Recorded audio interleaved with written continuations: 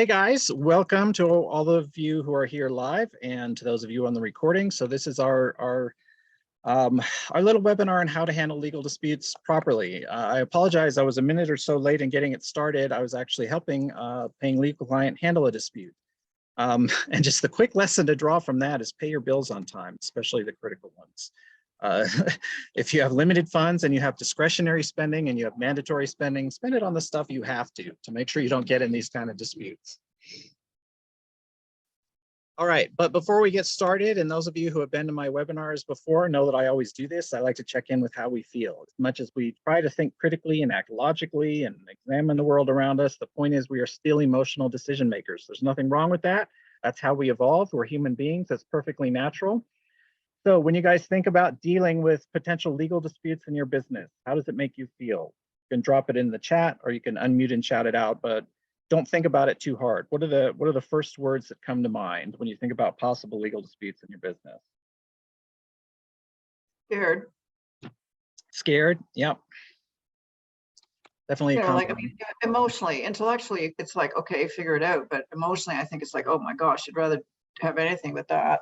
Oh, for sure. Right. And that emotion is the thing, because like, you know, our businesses are our babies and it affects us personally. It's totally natural. I don't have an emotional reaction to my clients' legal disputes because I get to step back and be the one who gets, you know, that's my job, is to step back and be objective. But in my own business, I have the same emotional reaction that anybody else does. Nervous, interested in preparing, another inconvenience to deal with. Toss your cookies. Yep. I get it, right? All perfectly normal reactions, and that's okay. I just like to check in where we are on that. So the problem, of course, is that if we don't have the right knowledge and we don't feel empowered, then there are problems we don't even know exist and they fester. Often when we find out what's wrong, it can be too late if we're not prepared.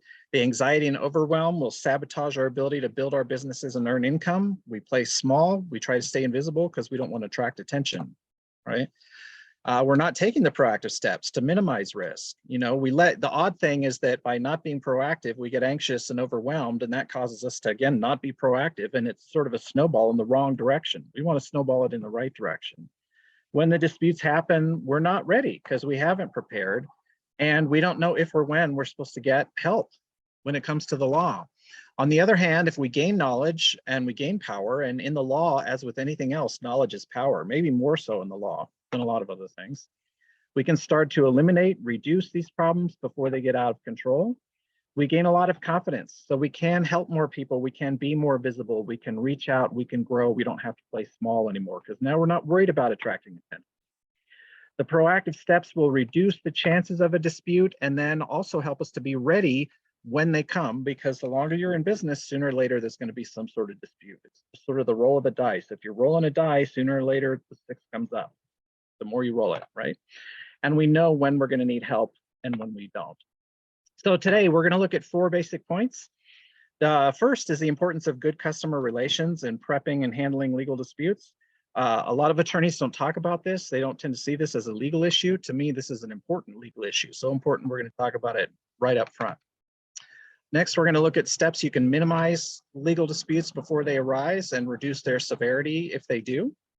And then real quick, what you want to understand about subpoenas. Nobody out there is talking about subpoenas. This is something I talk about from time to time. About once a year, I'll, you know, stress the importance of understanding what a subpoena is and making sure that we all get that. And then we'll talk about when it's worth it to hire the cost of an attorney. And if you're able to stick around, I greatly appreciate it. We'll talk about the opportunity to get that, you know, the coaching and guidance you might need to do all that prep and have some Q&A time, hopefully. For those of you who are new to me, again, my name is Ian Foster. I got my law degree from UC Davis over 20 years ago now. I am still a licensed practicing attorney in the state of California. I had nearly 2 decades of government service in multiple departments, and I've audited, investigated, prosecuted businesses that broke the law. And so now I try to bring that knowledge out, you know, that high level view I got, and try to help those of you who are on a real mission to make a difference. As I am an attorney, I have to do my quick legal disclaimer, and you know, all of us should be doing some sort of legal disclaimers on our presentations and webinars. This discussion does not constitute legal services or advice. It's intended to be educational in nature only. This talk represents my opinion only and does not necessarily represent anyone else's opinions. I'm not speaking on anyone else's behalf. I, of course, cannot guarantee any specific outcome or result. There's no guarantee that anyone will avoid any investigation or audit or defend a legal dispute or anything like that. The law doesn't work in absolutes and guarantees. It's a degree of chances and probabilities. All of this, let's just agree to be respectful of one another, respect everybody's privacy. At the same time, I'm not making promises. This is, as you know, recorded.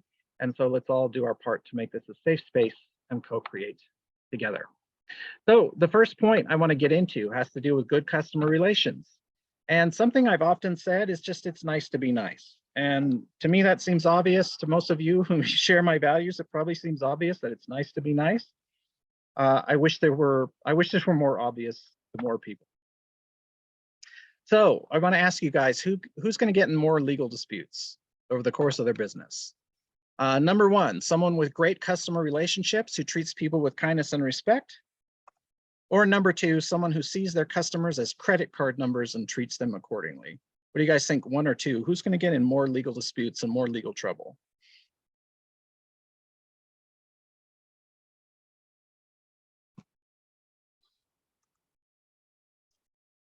Yep, number two, right? I think we can all agree on that. This is not a hard question, and this should come as no surprise to anyone that jerks get in more legal trouble than nice people do. It's just as simple as that, right? That's just human nature. When we're nice to people, they're nice to us back, right? We attract the energy that we put out. No magic there, no surprise, just human nature. So that's why, to me, customer relations are a legal issue, because right up front, you can diffuse, minimize, reduce all kinds of, active and potential legal disputes just by being nice to people. It's amazing how far that goes. So good practice is to be nice to people that will minimize or even prevent legal disputes. Just be nice and respectful in your everyday interactions with folks, right? And it doesn't mean you have to be perfect. It doesn't mean you're never going to get annoyed or angry or hurt, because you're a human being too. It just means that try to be cool, do your best. Listen to your customers when they complain and validate their feelings, right? Just listen. It's amazing how far that goes. And by validating how they feel, that's going to go very far, right? And so sometimes people respond to me and say, well, what if the customer complaint is unreasonable? And my response is, well, it doesn't feel unreasonable to them, does it? If it felt unreasonable to them, they wouldn't be complaining. It wouldn't be an issue. So just listen and try and validate. So often people just want to be heard and want to know that you understand their feelings, that you empathize with them. That goes a long, long ways, right? Drafting your legal agreements so that they're reasonable and fair to everyone, right? Just as you're nice to people in your interactions, be nice to them in your documentation with them. Be fair to them in everything, from the documents they sign, from the disclaimers you put up, to your everyday interactions. And often give people what they ask for, even if you don't think they deserve it. So many times, countless times now, I've gotten the question, from legal clients, hey, so-and-so, my client wants a refund. They want a $500 refund, but I don't want to give it to them. And under the contract, they don't deserve a refund. They're not owed a refund. What do I do, right? What do you think my answer is in every situation where that question has been posed to me?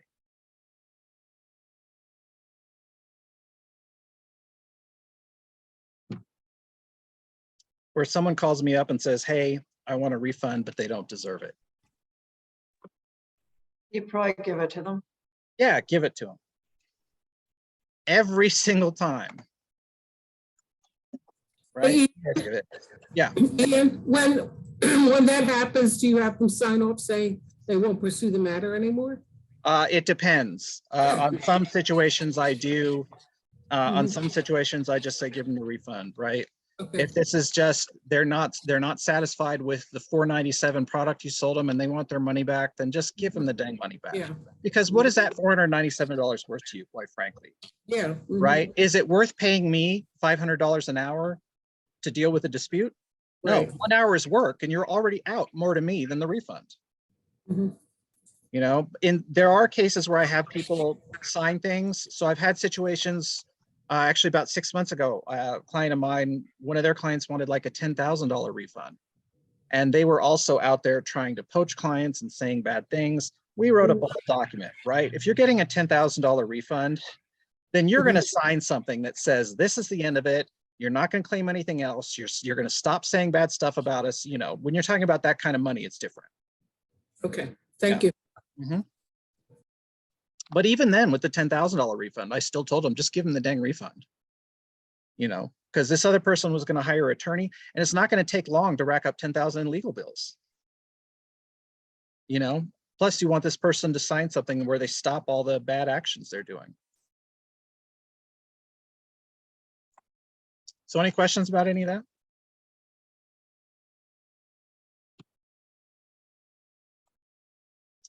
So let's talk about proactive steps to minimize the dispute. And you're basically stacking the deck in your favor. So often the best way to handle disputes properly is to prepare before they arise, right? Just like you can't start building a house without a foundation. You got to lay the foundation for the legal part of your business. And that's all the prep. So let's consider some of these proactive steps that will minimize both the number and the severity of potential legal disputes. So starting with contracts.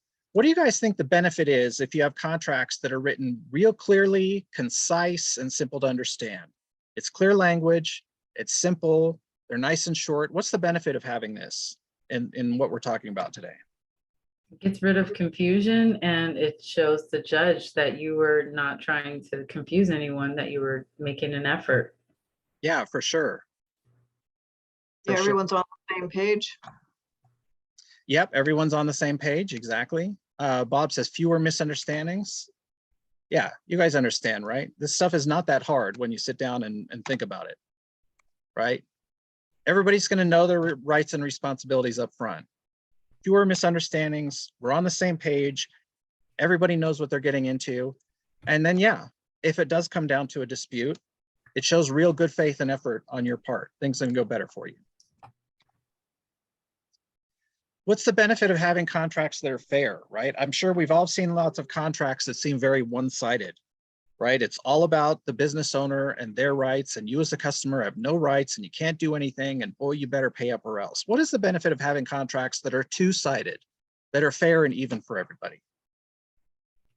Like a win-win. There's a feeling of mutual respect and it's give and take. It's not me, me, me. Mm-hmm. They will be less likely to argue about it in the first place. Yep. Yep. Oh, And no resentments. no resentments. Yeah. There's a trust factor. Trust. Yeah. Yeah, I love all of that stuff. Trust. Sorry, I'm a little distracted. My cat's chasing a butterfly. Good job, Boo. Oh, there it goes. So yeah, that trust factor, the win-win, no resentments, that's all important stuff. You know, again, this stuff is not rocket science. You would think it would, because we go out there and we deal with companies all the time that are not nice to customers, that are not fair to their customers. They have contracts you can't hardly understand, right? Well, those companies get in more legal disputes. And that stuff becomes self-fulfilling, right? They get in legal disputes and then they say, well, because we're getting sued all the time, this is why we have to act this way. But then that just leads to more disputes because they're putting out bad, selfish energy. What do you think they're going to get in return? You know, so people feel validated, they feel safe, they feel like you're reasonable. And then, of course, if your contracts contain all the proper language that you need, the waivers and disclaimers you need in any business transaction, you're protected if and when the disputes still arise, right? Because we're working here on minimizing the number of disputes and minimizing the severity, but eventually, the longer you're in business, something may come up still, despite your best efforts. So what about using our business entity properly? What's the benefit of having a business entity that you formed and used properly?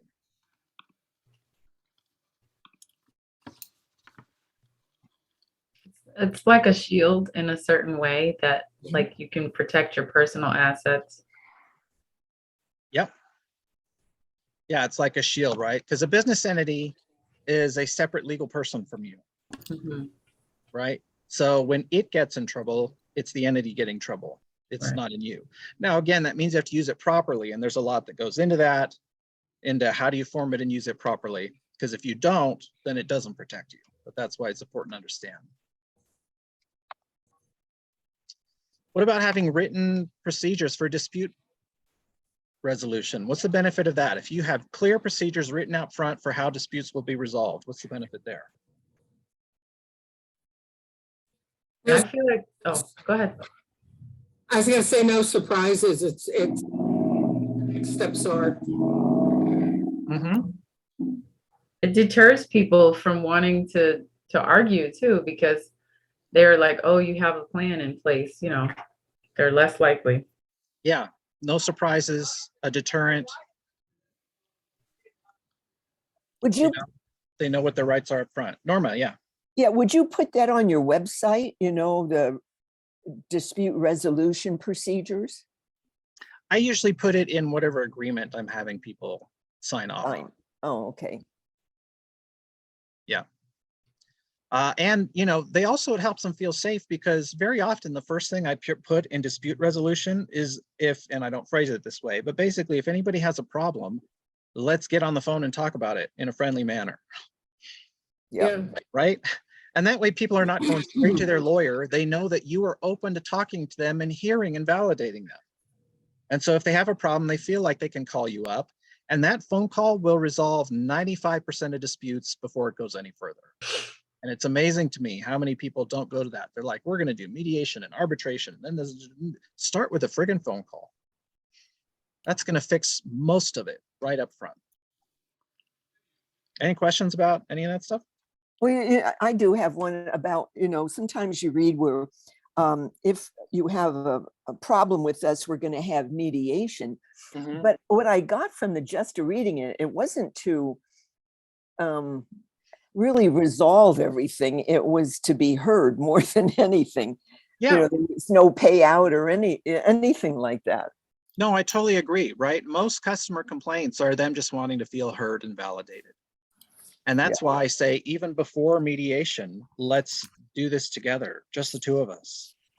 Because right there, if they feel heard and validated after the conversation, it doesn't go any further. There's no need to hire a mediator, much less go to court and get attorneys involved, right? If attorneys are involved, then things are already nasty by definition, right? They're already adversarial. Yeah. So nobody expects a subpoena, just like nobody expects the Spanish Inquisition in the old Monty Python sketches, right? And yet subpoenas happen to thousands of business owners every day. And none of them woke up today thinking they would get subpoenaed, and yet thousands of them did, and thousands of them will tomorrow, right? So who gets served with subpoenas? Do you have to be a party to an active legal dispute in order to get served with a subpoena? What do you guys think? No. No. Yeah, definitely not, right? They can be served on anyone at any time.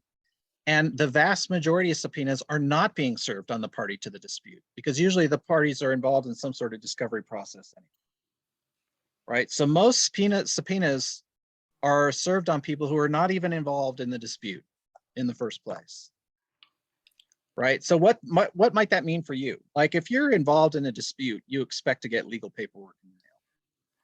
But it could be that your client is involved in some dispute. It's got nothing to do with you.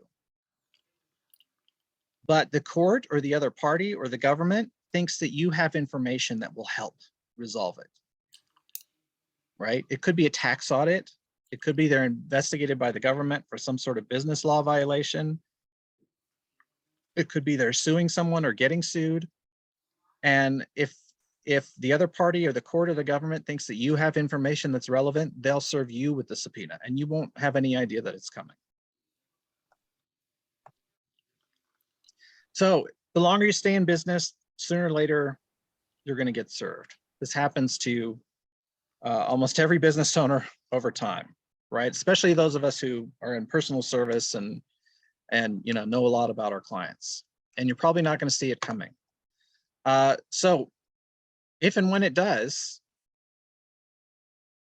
You know, there's more to it. In fact, I used to run a whole webinar on just being prepped for subpoenas. But the basic things you want to keep in mind are keep everything you get. What do I mean by everything? I mean everything.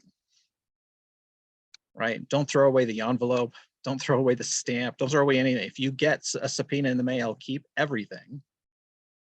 Be respectful to the person who hands it to you. How do you think it goes for you if you're a jerk to the person who's serving the subpoena on you?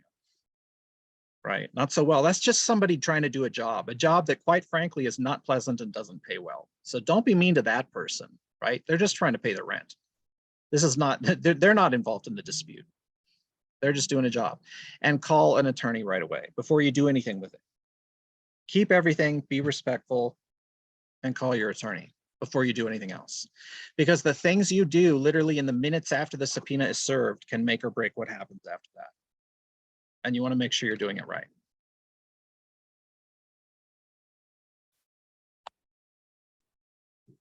So then our fourth point today is, when do you get that legal help?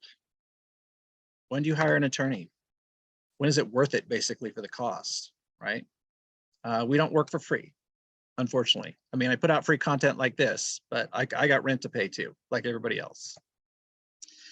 So sometimes you just have to bite the bullet and get legal help of some sort, right? The law can be complicated, it's subtle, and the consequences are too severe to try and go it on your own. And I want to make a point here about risk analysis, because often when we're thinking of when should we get help, and we'll talk about this in a minute, it could be one-on-one individual legal services, it could be legal guidance and coaching in a group setting like this, right? But when we're analyzing the risk and trying to think, when is it worth the cost of getting some help, often we do it wrong. Humans turn out to be very bad at risk analysis, right? We're bad at all kinds of critical thinking things because we're such emotional creatures. But risk analysis is one of the things we're bad at.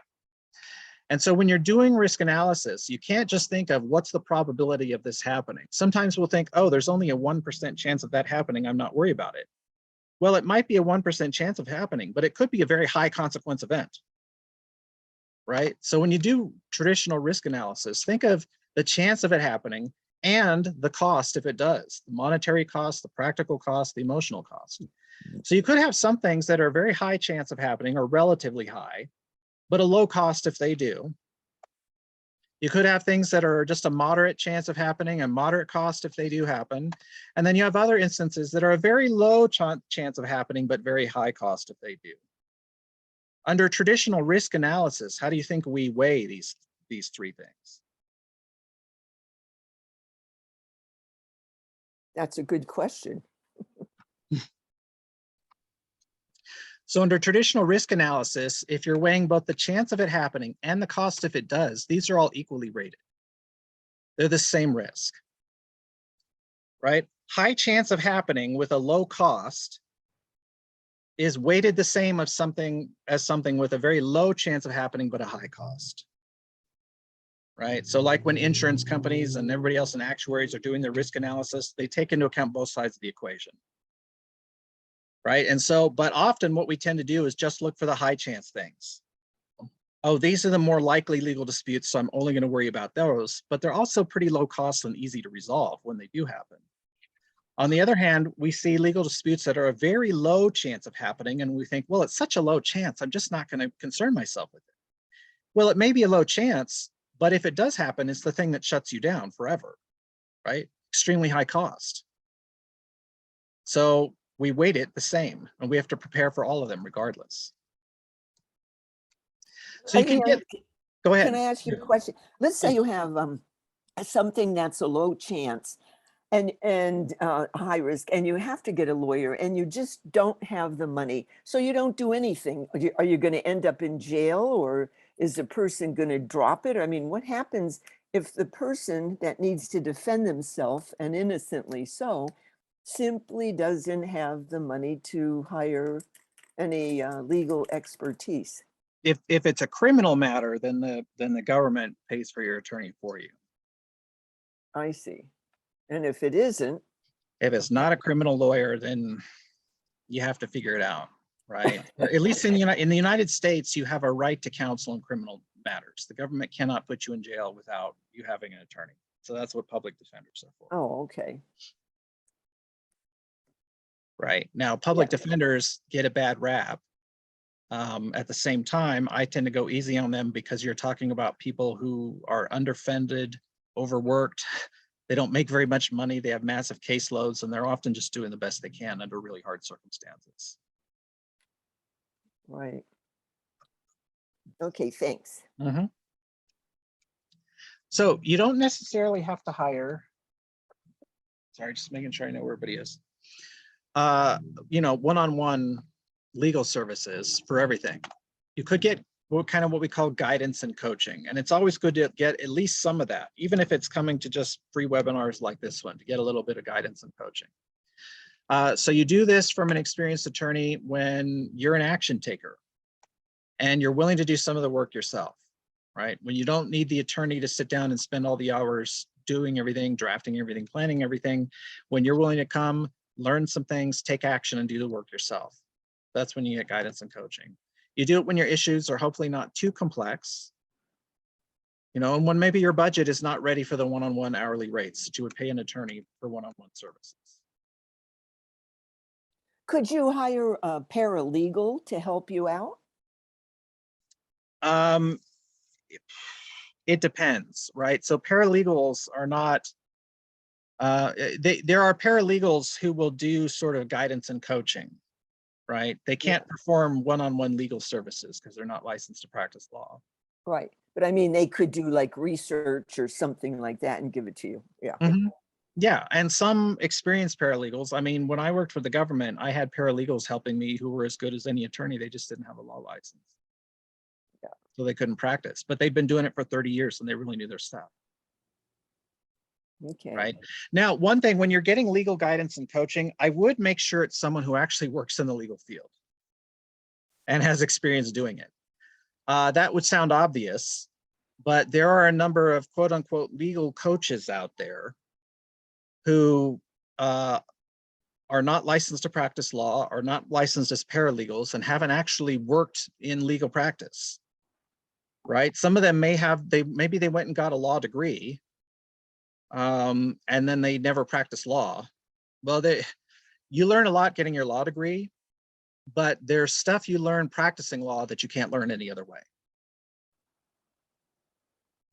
Right? Just like, you know, if you needed help with your health, and you know, you're looking at someone's qualifications and they're like, well, I got a medical degree. Oh, great. Well, how long have you been practicing medicine? Oh, no, I've never actually practiced medicine. I got a medical degree 10 years ago. That's not the same as actually helping people out every day, right? Yeah. Yep. So make sure they have actual real world experience. You know, some of them don't even have law degrees, right? They could get sued. I mean, a person could sue them then. Yes, some of them have been reported for essentially practicing law without a license, right? Yep. You know, so now I try to be careful. I do legal coaching, and I also have my private legal practice with one-on-one clients. And I try to keep a line between the two, and I try to draw a distinction between the two services. Now, admittedly, there is a gray area, but you know what I can never get practiced or prosecuted for is practicing law without a license, right? If the government comes along and says, oh, the way you were helping Norma, she only signed up for legal coaching, not your legal practice, but it sure looks like practicing law to me. My response would be, well, but I have a license to practice law. So Right. I'm allowed to do it, right? Yeah. Got it. Okay. On the other hand, when do we look for hiring one-on-one services with an attorney? Well, there is a time and place for that.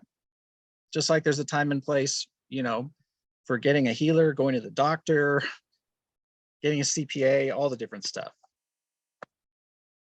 So if you're more short on time than money, and if your budget can afford it, right? So I have a number of clients who they are perfectly intelligent and more than capable of doing a lot of this stuff themselves, but they have the budget to hire me, and they're short on time and they don't want to do it themselves. So they hire me to do it, right? They have other stuff, you know, the value of their time is such that they'll make more doing that, spending that hour doing something else. and they're fine paying me to deal with the legal stuff. And when your business gets to a certain point, that's kind of how it is. Your time is too valuable, and it's easier to just pay someone to deal with it. Often when you take big steps in your business in growth, and it's a little bit different for everyone, depending on what you do. But when you're kind of ready to take that next big step, you may want to check in with an attorney to see what do you need to do to prep for that next big step, right? If you need advice on complex issues or you need complex documents prepared, and there's no bright line between kind of what's simple and complex, right? That's a scale. But some things that you always want to have an attorney prepare, license agreements. If you are issuing licenses, right, or you're buying a license, like you're purchasing a license or getting a license to use someone else's content, or you're giving people licenses to use your content, any sort of license agreement has to be properly done. If you're purchasing a business or selling a business, get an attorney to do it. Often your operating agreements and bylaws for your business formation, a lot of this stuff has to be phrased a certain way legally. Right, so there are Ian, certain things. Can I ask you one more question? What do you mean by take the next step? What's the next step in growth? Well, that's different for everyone. Right, if you're thinking of maybe expanding into a new field, or you're going to start selling a new product, or you think you're engaging in some activity that's going to give you, 10 times the number of clients next year that you have this year. Or if you're going to teach a course, would that be considered a next big step? If you've never taught a course before, then yeah, Okay. that could be the next step. Yeah. So it's a little bit different for everyone. Okay. And of course, if you're involved in an active dispute, you need a lawyer, right? Or if you see a dispute coming, right? You've already tried, you've been nice to people, you have the fair contracts, you've put the protections in place, but sometimes that dispute is still going to come and you see it coming on the horizon. Get a lawyer involved. Maybe they can help you head it off before it does. Any questions?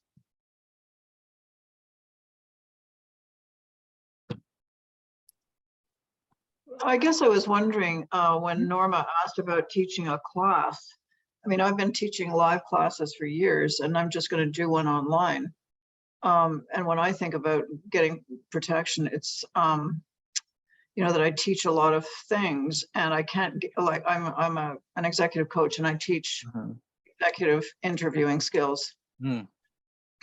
I can't guarantee that you're going to land the job. I can just get you in the best possible shape because there's a whole bunch of variables out there. So when I think of an agreement that I would draw up, it would be, this is an educational piece. Obviously there's a lot of variables, including how you show up and whether you do the work, but also what the market's, what you're looking for and what the market's going to bear. Yep. So that's what I think about when I think of protection. No, totally. And that's a big one, right? Not promising results you can't deliver. Right? Because for so much of what we teach out there in our different courses, there's a million variables that are outside of our control and even outside of our clients' control. Yeah. Right. Sometimes it's just the haps. No, totally. But there wasn't anything else you were thinking, right? In terms of like with Norma just teaching a class, were you thinking of something else? Well, you should have some sort of agreement in place with the people who are attending the class, and there's going to be a whole list of things you need in that agreement. Right. So I'm actually, I'm in the middle right now of scheduling my next challenge. So usually in late September, I run a challenge called the Protect Your Program Challenge, where it's a 5-day thing where you learn what to put in that program agreement when you're teaching courses. Great. Yeah, so watch your email for that. Probably last week of September, I'll be teaching that. And that's a free 5-day challenge thing. So remember, your best tools are going to be knowledge and preparation. And it's usually better to have some legal guidance than none, right? And if it gets too complex, too serious, there's a dispute, then at some point you have to hire a lawyer. But before you get to that point, try to get that legal coaching and guidance, right? And there are myself and a handful of lawyers that are pretty good at doing that. There are a handful out there who I trust. and who I think are doing good work. And so that's what I do with my second Saturday legal workshops. And a number of you have heard of these, and a number of you have been to several of the workshops already. And these are for getting unstuck and taking action. This is where you get that coaching and guidance when you are an action taker and you're ready to do stuff yourself and you're ready to get that knowledge and get prepared, but you're not ready to start paying someone like me some, high legal rates that can stack up your legal bills pretty fast. Right, so what I try to do with these on these second Saturday workshops is very practical, hands-on instruction on legal and tax issues. It's going to be knowledge and action items that are actually useful, right? It's not esoteric information or legal theory. It's very practical stuff about what you can do. I try to keep these very affordable in terms of time and money, because that's the whole point. Is this is for folks who want to take action and who are not ready to pay me hundreds of dollars an hour. So we try to keep these affordable, not use up too much time or money. So you're not spending thousands of dollars to learn one subject and then thousands more on the next one. And you're not committing to 6 to 8 weeks at a time, right? These are half-day workshops, very focused. We get in and out, right? No daily homework. A lot of these courses, in fact, I have other courses, right, where there is sort of daily homework and stuff. That's not what this is about. So the workshops, just like the name would say, are on the second Saturday of every month, and you're only committing to a few hours at a time when you sign up for these, right? They're very hands-on, understandable instruction. And, this may sound silly, right? For me to say honest advice on how the law really works. Well, everybody should be giving honest advice, but a lot of people are not, they want to tell you what you want to hear in order to get you sign up for the next thing. They want to sugarcoat it for you, right? Maybe they want to make something seem simpler than it really is, or maybe they want to make it seem harder than it really is. So then you'll have to pay their hourly rate, right? I don't sugarcoat things. I don't tell you what you want to hear. I tell you how things actually work. And then you guys take it from there. Otherwise, I'm not helping you, right? What's the point? We're going to give you action items that actually make sense. And then a number of the workshops include things like sample language, checklists, or spreadsheets, kind of depending on what we're doing. So the upcoming workshops. Again, these are the second Saturday every month. So our next one, this is second Saturday of September, right? Gosh, it's almost September already. That's crazy to me. Isn't that crazy? So this is about 10 days away now. This is our getting paid workshop. So it's one of the more popular subject matters. One of the things I get asked about a lot when I did surveys on what workshops did people want to have. This was probably the second most popular one in the survey, was how do I make sure I actually get paid? How do I have payment policies, refund policies, guarantee policies? How do I stuff that makes sense to people, that's fair to everyone, right? That's good for my clients, it's good for me, but make sure I get paid. Because of course, if we're not getting paid, it's hard to stay in business and hard to keep helping people. Coming in October, it's our Create Your Contract workshop, and that's one of the more in-depth ones where we spend about 6 hours together. We do breakout rooms. We actually talk about how contracts work. What do you need in there? Then we spend time individually workshopping it, writing out pieces of our contract, workshopping it together, getting feedback from one another. It's probably one of the most hands-on things I do in any of my workshops. In November, we're going to do a workshop on affiliates and JV partnerships, right? When you promote other people's products and services, when they're promoting yours, as you can imagine, there's a whole host of legal issues in there. So we're going to talk about that.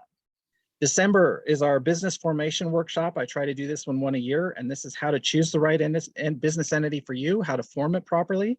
If you already have one, how to make sure you're using it properly, including things like spreadsheets for how do you do your accounting and keep track of everything.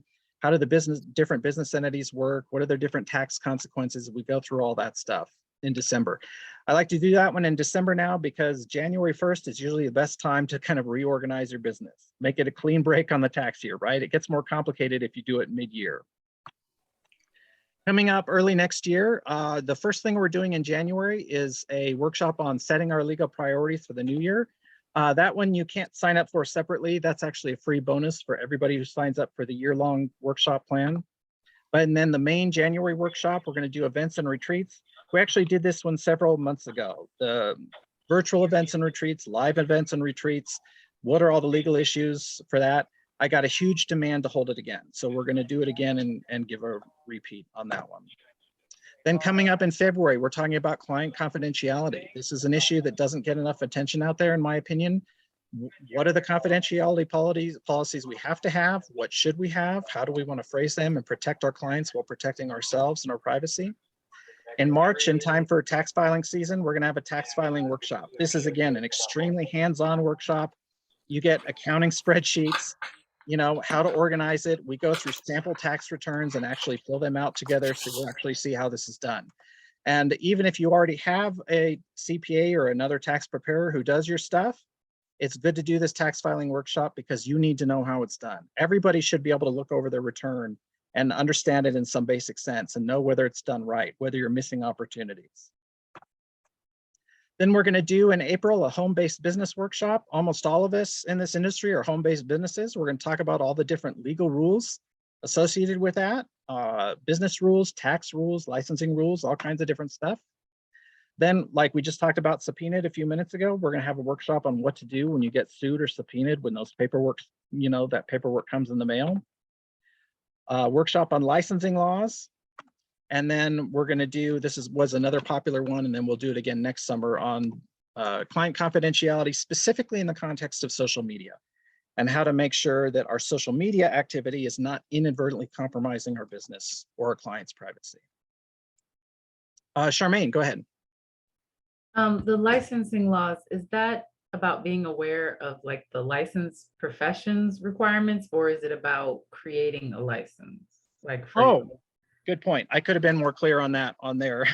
yeah, no, it's okay. No, definitely. This is about being aware of licensed profession. Okay, right? okay, So making sure that you're not getting hit for practicing medicine without a license, practicing therapy without a license, practicing law without a license, because those gray areas can get a little bit tricky, right? okay, thanks. So you can go to secondsaturdayworkshops.com. I can drop it in the chat for you guys.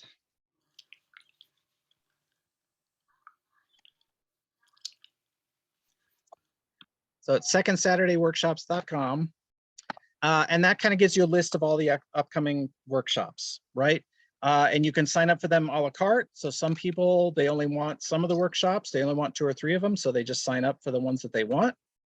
And then of course, there's the 12-month package. So if you want the next 12 workshops, you can get it at basically a 40% discount.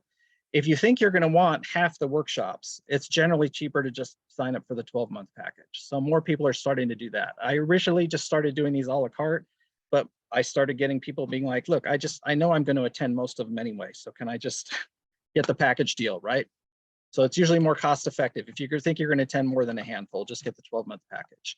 If you want to do the a la carte enrollment, you scroll through the page, just choose the workshops you want and sign up for those. I think, you know, the next 5 or 6 are all available for immediate enrollment, and I'm still, you know, putting up the offer pages for the ones later next year.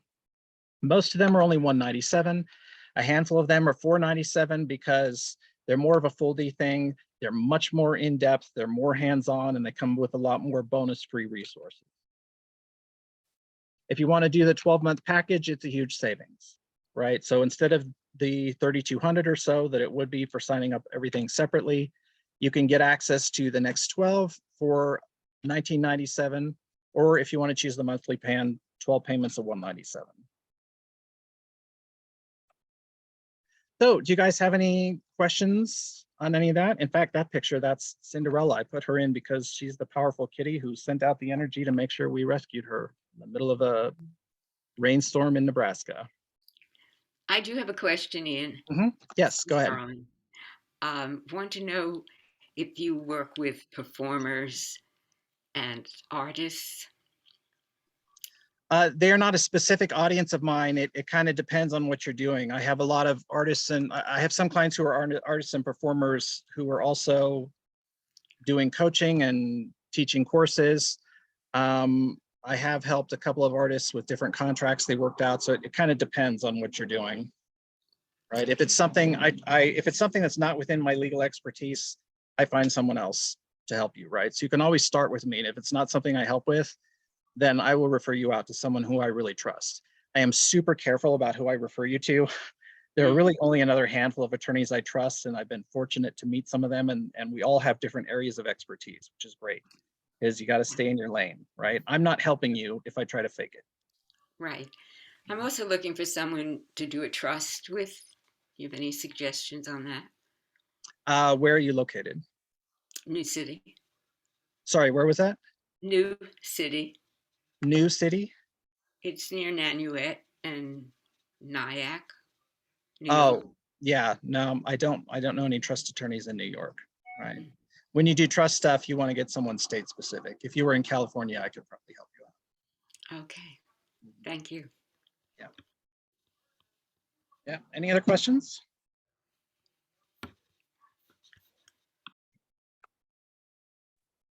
Thank you for always doing these. It was good. Thank you. No, my pleasure, my pleasure. I try to do the free ones once a month. I enjoy it. I just like this, quite frankly. Sitting outside and talking to you folks about the law, that's what, I'm jazzed. Yeah. So I'm glad you guys were able to make it today. Well,